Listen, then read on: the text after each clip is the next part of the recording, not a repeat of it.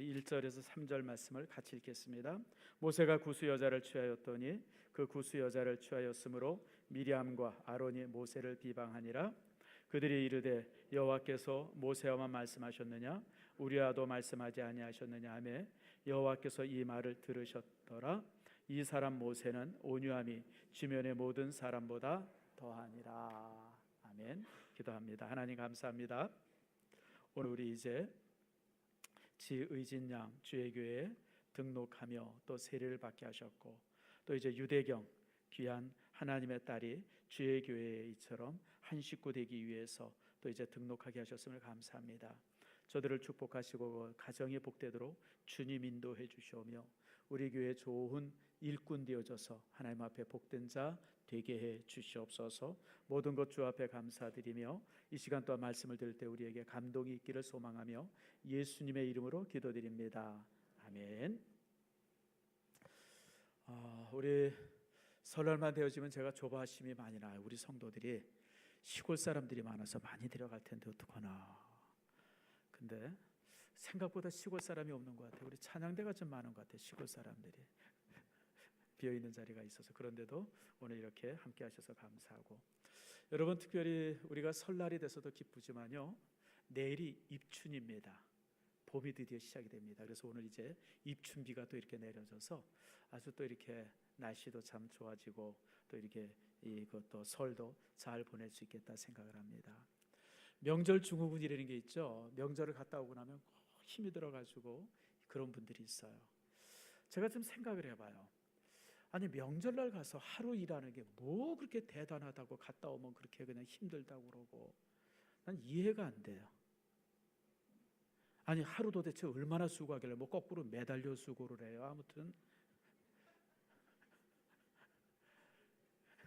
여러분 근데요, 명절 증후군은 일만이 해서 생기는 게 아니에요.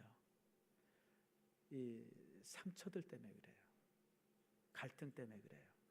오래간만에 이제 평소 떨어져 있던 가족들이 한 자리에 모이면서 드러나지 않았던 갈등들이 중폭되어지고요. 또 이제 또 뭐 이렇게 잘난 척하는 사람들 있잖아요. 뭐 이렇게 저렇게 뭐 잘됐다 뭐 이런 사람들 인해서 어떤 상대적인 박탈감들, 이런 것들이 쭉 모아지면서 사실은 명절 증후군이 생기는 겁니다. 일만 해서는 절대 생기지 않습니다. 여러분 일이 무슨 뭐 이렇게 대단한 일을 한다고요? 거기 가서 이제 뭔가 이렇게 어떤 신앙적 갈등들이 있고 또 이제 뭐 이런저런 갈등들이 만들어지면서 그것 때문에 막 이제 신경이 쓰여지고, 그래서 이제 이런 이제 만들어지죠.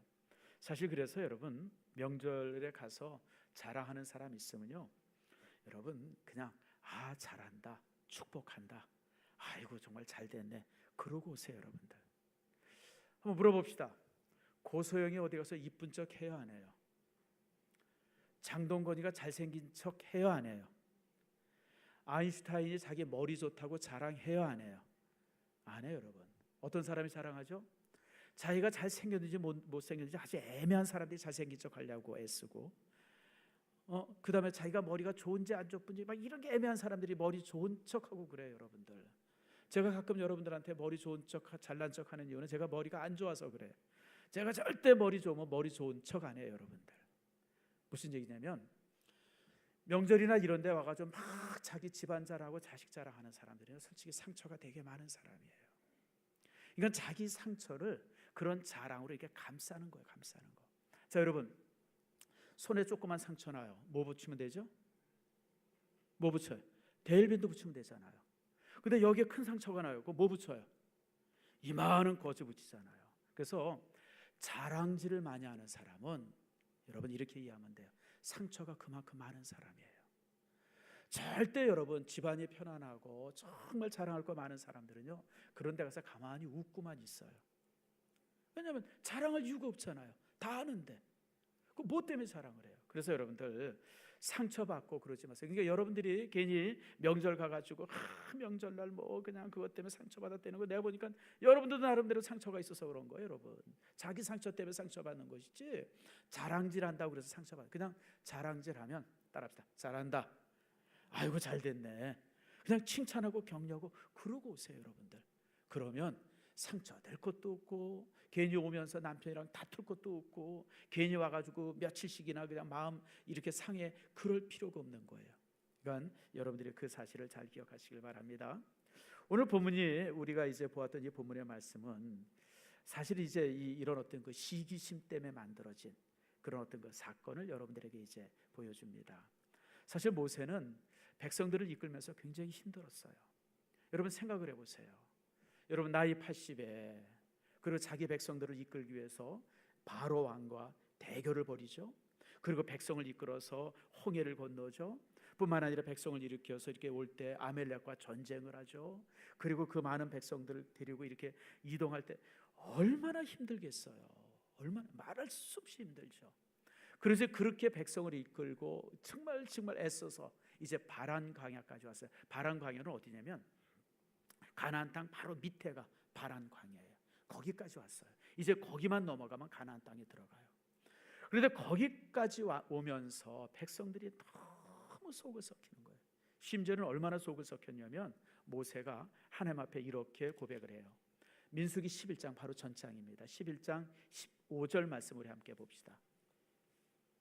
민수기 11장 15절 말씀 다 찾아보세요. 바로 앞장이에요. 자, 같이 한번 읽겠습니다. 시작. 주께서 내게 이같이 행하실진대 구하옵나니 내게 은혜를 베푸사 즉시 나를 죽여 내가 고난당함을 내가 보지 않게 하옵소서. 말이 복잡한데 간단히 말하면 뭐예요? 하나님 나 죽여주세요. 나 도저히 힘들어서 더 이상 이진 못하겠어요.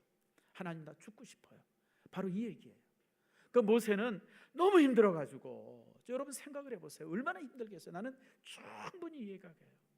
여러분 우리 교회가 뭐 주일학교 학생들까지 다 합하면 한 1000여 명 되는데요. 사실 여러분 이 1000여 명 되는 교회 하나 이끌기도 너무너무 어떤 때는 힘이 들어요. 버거워요. 무거워요. 그런데 여러분 1000명 되는 교회 하나 이끌기도 이렇게 어려운데 여러분 200만이나 되는 사람들을 이끌고 그것도 이렇게 광야를 이렇게 행진한다? 여러분 이거는 뭐 말할 수 없이 힘들어요. 사람들과의 관계 속에서 생기는 일이 얼마나 많을 것이고, 근데 이제 이런 일 다 감당이 되는데 나중에는 이제 이 백성들이 모세를 원망하기 시작하는 거예요. 모세를 향해서 막 그냥 불만을 터뜨리고, 그러니까 그냥 더 이상 견딜 수가 없으니까 모세가 하나님 나 죽고 싶어요. 그렇게 고백하는 장면이 이제 바로 이제 민수기 11장입니다. 그러면서 이제 민수기 12장으로 넘어옵니다. 근데 11장과 12장에 기록되지 않은 사건이 하나가 있어요. 그게 바로 뭐냐면 모세의 처가 죽습니다.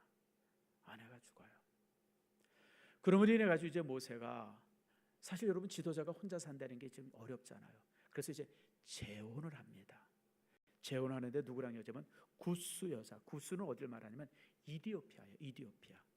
그러니까 이스라엘 민족이 이렇게 애굽에서 철출할 때 이스라엘 민족만 나온 것이 아니라 그 주변에 이스라엘 민족을 사랑하고 또 이제 하나님을 신앙으로 받아들인 많은 사람들이 같이 따라났어요. 그래서 성경은 그 사람들을 향해서 잡족이라고 말해요. 잡족이라는 말은 경멸하는 게 아니라 이스라엘 민족 외에 또 다른 민족이라는 얘기예요. 그래서 그 민족들이 이제 같이 따라 나오는데 그 중에 이제 그 중에 한 사람이었었던 구스 여인을 이제 아내로 맞이해 드립니다. 그런데 이렇게 아내로 맞이해 드릴 때에 모세의 누이가 있었어요. 미리암이라고 하는 선지자이기도 하고 아주 그 이제 백성들에게 존중받던 사람인데, 이 미리암과 모세의 형이 있었습니다. 아론, 대제사장이 됐던 아론.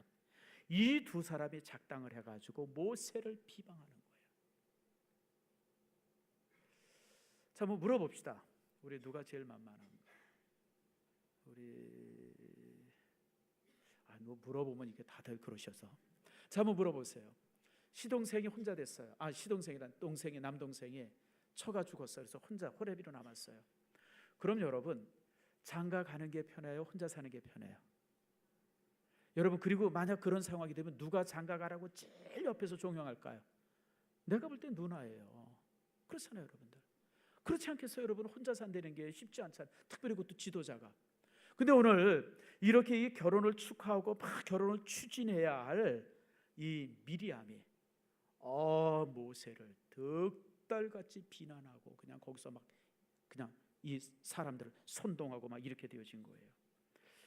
참 저는 그래서 이 부분을 읽으면서 이게 이해가 돼. 왜 그랬을까? 그런데 사실은 미리암이 분노했지만 이 분노의 진정한 원인은 다른 곳에 있었어요.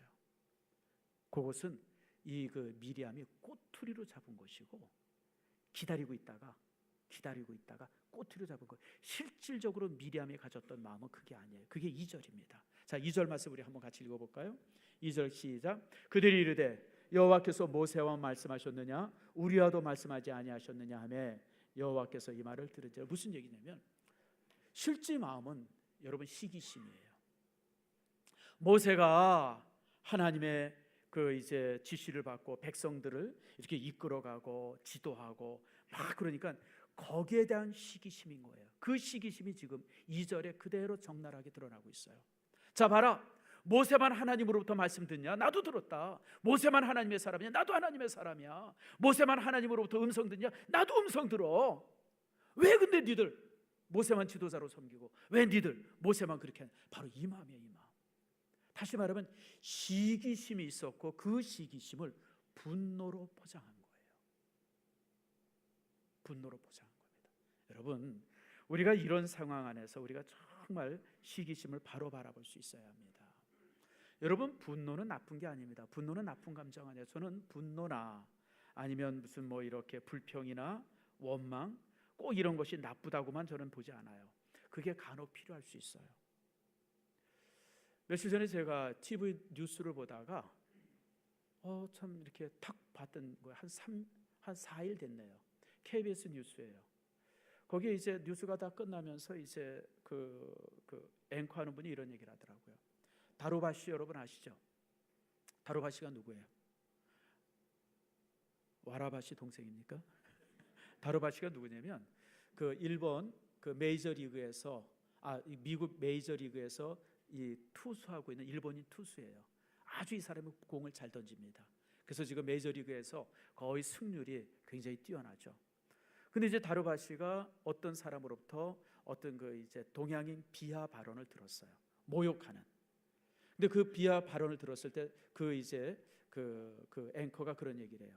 다루바시가 이 인종 차별의 발언을 듣고 아주 지혜롭게 그 상황을 잘 넘겨서 문제없이 지나갔다.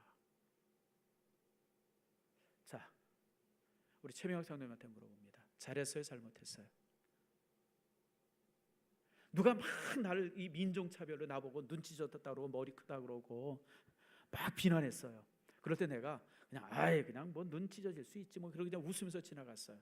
잘했어요, 못했어요? 잘했다고 생각하시는 분, 잘 못했다고 생각하시는 분, 생각 없는 분들. 네. 근데 나는 참 잘했다고 생각을 했어요, 솔직히. 근데 그 사람이 그런 얘기를 하더라고요. 잘 못했다는 거예요. 그래서 WP라고 하는 이 신문사에서 논설위원이 다루바시가 잘 못했습니다. 그때 분노했어야 합니다. 분노는 인간의 삶을 바꾸는 원천입니다. 그러니까 거기서 분노하지 않고 그냥 넘어가니까 사람들이 계속해서 그를 향해서 뭐라 그래요? 비난하고 인종차별하고 그냥 그런다는 거예요. 근데 거기서 만약 다루바시가 분노했다고 그러면 성질을 확 내고 그 사람을 고소하거나 그랬다 그러면 그 분노로 해서 그 상황이 바뀔 수 있다는 거예요. 여러분, 분노는 나쁜 게 아니에요. 인종차별받는 것에 대해서 분노했기 때문에 노예가 해방이 된 겁니다. 여성이 차별받는 것에 대해서 분노했기 때문에 여성 창정권이 생긴 거예요. 여러분, 과거에 농노라고 그냥 막 귀족들이 그냥 평민들을 막 노예처럼 부리는 것에서 분노했기 때문에 권리장전도 생기고 그리고 민주주의가 생긴 거예요. 분노는 나쁜 게 아니에요, 여러분들. 여러분, 우리가 내가 힘들게 살고 차별받고 살고 어렵게 살아요. 이 부분을 분노해야 내가 여러분 내 상황을 바꿀 수 있잖아요. 그래야 안 그래요, 여러분들? 누가 막 나를 그냥 학대하고 그냥 막 나를 그냥 모욕하고 그래요. 그냥 꾹 참고 살아요. 좋은 것 같은데 그게 좋은 게 아니라는 거예요. 평생 그러고 살게 된대요. 그러니까 그렇게 차별받는 것에 대해서 그런 것에 대해서 막 분노하는 것은 이건 아주 좋은 거라는 거예요. 이 분노 때문에 우리가 삶이 바뀔 수 있다는 거예요. 그래서 성경은요, 분노를 나쁜 거라고 말하지 않습니다. 분노하되 분노를 어떻게 하라? 밤까지 저녁까지는 품지 말아라. 그걸 분노를 그렇게 품으면 뭐가 돼요? 죄가 되기 때문에. 그래서 여러분들, 내가 어떤 부분에 대해서 분노하거나 어떤 것에 대해서 이거 잘못됐다고 거기서 지적하고 이런 것들은 여러분 절대 나쁜 것 아니에요. 그것은 지혜로운 것이고 그건 옳은 겁니다. 또 그렇게 해야 합니다. 그런데 문제는 시기심을 분노로 싹 포장하는 사람들이 있어요. 시기심을. 여러분, 분노하거나 우리가 어떤 것에 대해서 불평하거나 어떤 것에 대해서 이렇게 불만을 얘기하고 이런 많은 것들은요, 그런 것들은 여러분들 그냥 뭔가 얻고자 하는 감정이에요. 내가 저것을 얻어야지, 저것을 취해야지. 그런데 이 시기심이라고 하는 것은 단순히 얻고자 하는 것이 아니라 상대방을 무너뜨리고자 하는 마음이 그 속에 담겨져 있어요. 그래서 여러분, 시기심을 다른 말로 말하면 한번 따라합시다. 가인 컴플렉스. 가인 컴플렉스라고 말해요. 단순한 시기심은 질투가 아니에요. 불평도 아니고 여러분들 증오도 아닙니다. 여러분, 이 시기는 상대방을 무너뜨리려고 해요. 여러분, 가인이 그랬잖아요. 하나님 앞에 제사를 드렸는데 하나님께서 아벨의 제사를 동생의 제사를 받으시고 자기의 제사를 받지 않았어요. 그래서 가인이 무슨 생각을 하냐면 하나님께서 자신을 편애한다고 생각한 거예요. 그러니까 그것이 시기가 되어서 그 시기심 때문에 동생을 죽인 겁니다. 인류의 두 번째 죄가 그래서 살인죄가 되어진 거예요. 여러분, 성경에 보면 다윗도 그런 시기의 제물이 되잖아요. 사울 임금이 다윗을 시기했어요. 그러니까 사울이 다윗을 죽이려고 자객을 보내요. 맨 처음에 이제 자기 방에 불러가지고 노래를 시킨 다음에 이 다윗이 조금 느슨해질 때 창을 던지죠. 근데 피해서 도망가요. 그러니까 그 다음에 자객을 보내요. 자객을 보냈는데 이놈들이 제대로 못해요. 그러니까 자기가 직접 군대를 거느리고 다윗을 죽이려고 쫓아다니잖아요. 이것처럼 시기심은 상대방을 무너뜨리려고 해요. 그래서 여러분, 이런 부분에 있어서 여러분들이 정말 바로 바라볼 수 있어야 돼요. 시기는요, 누군가가 시기하는 사람들은 이렇게 상대방을 무너뜨리고, 오늘 본문의 말씀이 바로 그거죠. 지금 미리암이 분노를 했어요. 뭘 가지고 분노하죠? 뭘 가지고 분노해요? 지금 이제 모세가 구스 여인을 취했다고 하는 걸 가지고 분노를 해요. 근데 이 분노는 사실 분노가 아니고 시기심을 분노로 위장하고 있는 거예요. 실제로는 뭐예요? 실제로는 2절에 있는 말씀이에요. 왜 모세만 주인공 하냐는 거예요. 왜 모세만 지도자 하느냐는 거예요. 자기도 하나님 앞에 하나님으로부터 말씀 듣고 하나님으로부터 이렇게 이런 거 저런 거 다 하는데 왜 모세만이 항상 백성들 앞에 서서 지도자로 존중받냐는 거예요. 그게 싫은 거예요. 그러니까 그것을 뭐로 무장해요? 의로운 분노로 포장을 한 거예요. 의로운 분노로. 모세가 어떻게 구스 여인을 이렇게 아내로 맞이할 수 있냐? 잘못된 거 아니냐? 특별히 여러분, 사람들을 비판할 때 여자 문제로, 성 문제로 비판하면요, 그게 끝입니다. 중국도 이렇게 보면요, 요즘에 이제 중국의 시진핑이 개혁한답시고 막 사람들을 이렇게 숙청을 해요.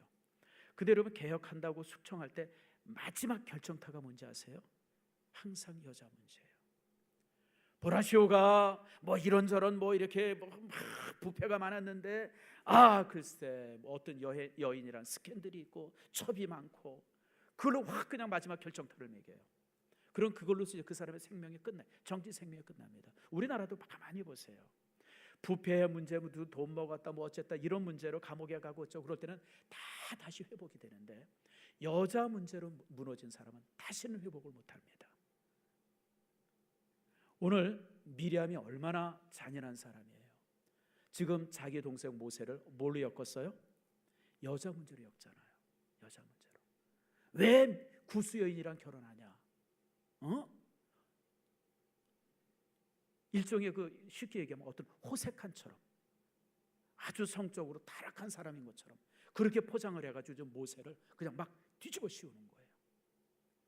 그래서 여러분, 우리가 이런 상황 앞에서 굉장히 지혜로움이 있어야 돼요. 어떤 사람이 누구에 대해서 이렇게 저렇게 의로운 분노를 얘기할 때 이게 정말 의로운 분노인지 아니면 그 안에 다른 의도가 숨겨져 있는지, 시기심을 의로운 분노로 포장하고 있는지, 이런 어떤 이 지혜로움이 있어야 우리가 헛갈리질 않아요. 여러분, 오늘 미리암과 아론이 같이 모이려 했는데 하나님께서 미리암에만 벌 주잖아요. 왜 그랬을까요? 하나님께서 남자를 좋아했어요? 하나님께서 대제사장이기 때문에 아론을 특별히 봐줬어요? 아니에요, 여러분. 하나님은 그러신 분이에요. 하나님은요, 일절 그런 거 없어요, 여러분들. 하나님 앞에, 여러분, 왕도 하나님 앞에 그 누구도 소용이 없어요. 하나님께서 그렇게 책망하는데 왜 하나님께서 이상하게 아론은 그냥 놔두고 미리암만 책망할까요? 이유는 하나입니다. 미리암이 선동자예요. 그리고 나머지 사람들은 그런가요? 이러고 따라온 겁니다. 그러니까 선동가였던 미리암만 하나님께서 벌하신 거예요. 그러니까 여러분들, 우리가 이렇게 선동당할 때가 많아요. 의로운 분노를 포장하고 막 선동하고 그럴 때 여러분 굉장히 조심해야 돼요. 왜냐하면 아론처럼 바보가 돼. 아론은 바보죠, 여러분들. 바보 아닙니까, 여러분? 지 누이가 그런다고 막 그런가 보다 그러고 동생 같이 모함하잖아요. 그래서 여러분 이 분노나 이런 거, 저는 분노나 불평이나 저는 어떤 그 이제 질투, 넌 이런 거 나쁘다고 생각하지 않습니다. 여러분 당연히 그것은 하나님께서 우리에게 주신 좋은 감정들이에요. 그런 표현들. 다만 그것이 죄가 되지 않도록 여러분들이 항상 조심해야 되는데, 그러나 여러분 이 시기심은 버려야 될 감정이에요. 시기심은 나를 망치고 내 주변의 사람들을 망치고 그 시기심의 대상이 된 사람들도 비참하게 만들어 버립니다. 여러분 잠언에 있는 말씀입니다. 잠언에 뭐라고 말씀하냐면 따라합시다. 마음의 화평은 육신의 생명이나 시기는 뼈의 썩음이라. 여러분 이렇게 무서워요. 내가 누구를 시기하지 않고 항상 누가 이렇게 잘난 척하고 이런 사람이 있어도 그래 축하해 잘했어 이런 마음을 가지고 있으면 그런 마음은 생명이에요. 생명. 그런 마음은 여러분의 삶에 생명을 가져다 줘요. 그런데 시기하면 뭐가 돼요? 뼈가 썩어요. 여러분들 인생을 망쳐요. 나도 망치고 내 주변도 망쳐요. 여러분 이 사실을 기억하세요. 자, 이런 시기심의 대상이 되어졌던 모세는 어떻게 했을까라고 하는 거예요. 누가 막 이런 식으로 자기를 모함하고 막 그러고 그럴 때 정말 억울하죠. 근데 여러분 변명의 여지가 없잖아요. 이런 상황이 될 때 어떻게 해줄까요? 오늘 3절에 그 답이 있습니다. 3절 말씀 함께 봅시다. 한번 같이 읽겠습니다. 시작. 이 사람 모세는 오냐미 지면의 모든 사람보다 더하니라. 누이가 나서서 사람들을 선동하면서 막 이 모세를 비난할 때 모세가 어떻게 하고 있어요? 따라합시다. 무반응이다. 전혀 반응을 보이지 않고 있어요. 여러분 시기의 표적이 되어지면 변명하지 마세요. 나서서 막 설명하려고 그러지 마세요. 설명하려고 그러면 그때부터 이미 뭐가 되어져요? 내 삶은 사단의 놀이터가 됩니다.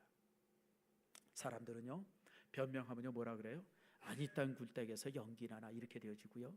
변명하면 뭔가 이유가 있구나 그렇게 됩니다. 그래서 여러분 그런 시기나 이런 걸 받을 때 모세에게 배워야 돼요. 모세는 변명하지 않았어요. 설명하지 않았어요. 무대응으로 아무런 대꾸를 하지 않았어요. 그래서 오늘 성경은 뭐라 그래요? 모세는 지면에 있는 모든 사람들보다 더 온유하다고 하는 표현이 바로 그 표현이에요. 그뿐 아니라 모세는 대항하지 않을 뿐 아니라 오늘 본문의 말씀에 보니까 미디안을 위해서 기도합니다. 하나님 미디안을 불쌍히 여겨주세요. 결국 그것으로 인해서 이제 미디안이 그 이제 문둥병의 그런 책망에서부터 이제 저가 이제 벗어나게 되어지죠. 사랑하는 성도 여러분.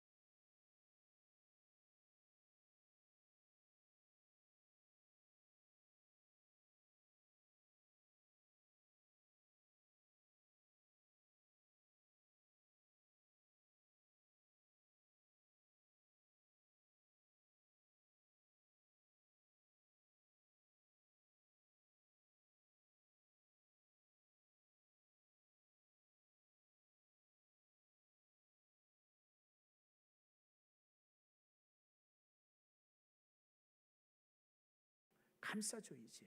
나와 맞지 않는데 내 생각 틀린다고 해서 무조건 비판만 하기 시작하면 여러분 그거는 내가 볼 때 시기심이에요. 의로운 분노가 아닙니다. 유명한 얘기가 있어요. 이 부분에 대해서 감리교를 창시한 분이 우리는 존 웨슬레라고만 생각하는데 사실 존 웨슬레랑 함께 사역했던 사람이 조지 휘필드라고 하는 분이 함께 했어요. 두 사람이 함께 감리교 운동을 합니다. 근데 이 두 사람의 문제가 뭐냐면 신학이 너무 달랐어요. 요한 웨슬레는 신학이 알미니안주의고 그 조지 휘필드는 이제 칼빈주의예요. 그러니까 신학적으로는 두 사람이 마주 서지. 그러니까 이 알미니안주의 사람들과 그리고 이제 칼빈주의 사람들은 서로 쳐다도 보지 않았어요. 원수시했어요. 근데 두 사람이 함께 이제 사역을 같이 했던 거예요.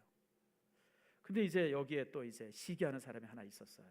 그래서 조지 휘필드 목사님에게 와가지고 뭐라 하냐면, 목사님, 저 웨슬레 목사가 이렇게 알미니안주의인데 저분이 천국 올 수 있을까요?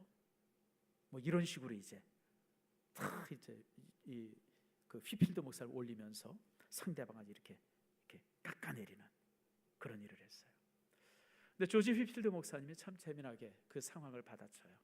우리는 그분을 못 볼 겁니다. 천국에서.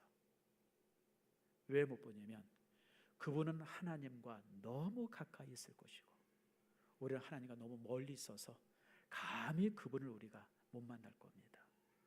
그 상황을 넘겼다 그래요. 이해가 되시죠, 여러분들? 그런 그 시기 앞에 조지 휘필드 목사님은 아주 지혜롭게 그 상황을 넘긴 겁니다. 여러분 주인공이 되고 싶습니까? 여러분 주인공이 짊어진 짐의 무게를 아셔야 됩니다. 1등 하고 싶어요? 1등이 가지고 있는 그런 이 힘듦을 여러분들이 알아야 돼요. 내가 주인공이 되고 싶어서 되는 것이 아니라 다른 사람을 깎아내린다고 해서 결코 내가 주인공이 되지 않습니다. 제가 좋아하는 사람들이 있어요. 중국의 역사를 읽어보면서 참 존경 가는 분들이 몇 사람 있는데 그 중에 하나가 그 중에 이제 한 두 사람인데 그 중에 관중과 주은내입니다. 주은내는 요즘 사람이에요. 돌아가신 지 꽤 됐죠. 관중은 어떤 사람이냐면 3000년 전 사람입니다. 그 사람의 형이 이제 무왕이었었는데 저가 이제 그 은나라를 무너뜨리고 주나라를 세워요. 그래서 형님과 함께 이 관중이 그렇게 하는데 관중이 일찍 죽습니다. 이제 무왕이 일찍 죽고 이제 무왕의 아들 조카죠. 조카가 문왕인데 이제 이렇게 왕이 되어야 될 상황이 되어졌어요. 얼마든지 관중은 자기가 왕이 될 수 있었는데 자기 왕 되는 걸 포기하고 조카를 왕으로 세웁니다. 그리고 나서 이제 여러분 잘 아는 것처럼 누굽니까? 이제 강태공이랑 나라 한 1000년의 역사를 갖는 나라를 그들이 만들어갑니다. 그리고 이 관중에 의해서 만들어진 중국의 모든 제도가 중국을 3000년을 지배합니다. 최고의 행정가입니다. 관중. 또 하나가 이제 관중과 필적할 만한 그런 어떤 정치인을 꼽으라 그러면 중국 사람들은 주은내를 꼽습니다. 여러분 홍위병 시대 때 문화혁명 시절에 모태동 주변에 있었던 사람들이 거의 다 죽습니다. 실제 국공 전투라고 그러죠. 그 장개석 부하들과 이제 이렇게 그러니까 공산당들과 이제 중국 대륙을 놓고 전쟁을 할 때 기라성 같은 영웅들이 많았습니다. 뭐 유석이니 주덕이니 무슨 뭐 등소평이니 뭐 여러분 들어본 수없이 많은 이름들이 있는데 그 대부분의 이름들이 홍위병에 의해서 매맞고 홍위병에 의해서 죽고 실각되고 다 그렇습니다. 잘 아는 대로 여러분 지금 그 시진핑의 아버지도 그때 실각이 돼가지고 저 깡촌에 가가지고 토굴 속에서 삽니다. 그러다가 이제 시진핑이 거기서 훈련받고 올라와서 이제 여기까지 온 거예요. 근데 여러분 그 주은내는 그 문화혁명 때 한 번도 바람을 타지 않습니다. 그 자리에 그대로 지키고 있다가 이제 닉슨과 중국 개방을 위해서 외교전을 이제 하죠. 그 당시 이제 그 키신저랑 같이 외교하면서 중국을 개방시킨 어떤 주인공이 주은내입니다. 근데 이 두 사람의 특징이 뭔지 아세요? 평생 2인자로 만족한 사람이에요. 한 번도 1인자의 자리를 넘보지 않은 사람이에요. 그냥 2인자로 평생을 만족하고 살았어요. 그러니까 그 사람에 대한 경계나 그런 게 전혀 없으니까 관중도 그렇고 주은혜도 그렇고 평생을 살면서 한 번도 그런 환난을 겪지 않고, 그러면서 정말 그 이제 자기 수명을 다하고 이제 갑니다. 그래서 중국에서는 관중과 주은혜를 최고의 행정가로 뽑습니다. 저도 거기에 동의합니다. 여러분, 제가 여러분들에게 오늘 이제 권합니다. 행복하기를 원하십니까? 1등 하려고 애쓰지 마세요. 2등 하세요. 2등. 2등이 행복하죠. 1등은 절대 행복하지 않습니다. 2등에 항상 만족하고 난 2등만 해야지, 이런 사람들은 절대 여러분 문제 안 갖습니다. 여러분 정말 행복하기를 원하면 1위 자리에, 장애 자리에 앉으려고 애쓰지 마세요. 장애 자리에 앉는 사람이 갖는 그런 어떤 책임감이 얼마나 큰지 아십니까? 여러분 알다시피 저는 총회 일도 좀 하고 GMS 일도 하고 그러지만 종종 제게 이제 장애 자리를 가지라고 이렇게 권하고 그럴 때 제가 절대 안 갔습니다. 여러분 왜 장을 해요? 그게 얼마나 힘든 자리인데. 그냥 2등만 하면 돼. 2등이나 3등. 그래서 옆에 참모만 하면요, 여러분 그냥 편안하잖아요. 근데 괜히 1등 하려고 그냥 버둥거리다가 사람 망가지는 거 제가 참 많이 봐요. 여러분 행복하기를 원합니까? 주인공 하려고 그러지 마세요. 주인공을 멋있게 세우는 조연하세요. 조연이 행복한 겁니다. 주인공은 절대 행복하지 않습니다. 오늘 미리암은 본인이 주인공 되려고 그러다가 일생을 마칩니다. 결국 그것으로 인해 가지고 이제 민수기 12장 이후에 미리암의 이름이 성경에 안 나옵니다. 그것으로 그의 삶이, 그가 가졌던 그런 삶의 자리가 완전히 사라집니다. 문둥병에서 나았지만 여러분 1위 하려고 하는 게 결코 좋은 게 아니에요. 우리가 주인공 하려고 하는 거 결코 좋은 거 아닙니다. 항상 여러분들 우리가 2위 자리에 만족하고 다른 사람을 세우는 것에 만족하는 사람들은 행복할 수 있습니다. 오늘 여러분 미리암에게 잘 배우기를 바라고, 그리고 특별히 모세는 그런 표적 앞에서 어떻게 이겨나갔는가 여러분 잘 기억하시면서 여러분의 인생을 행복하게 만들기를 축복합니다. 우리 다 같이 일어나셔서 1장을 찬양합니다.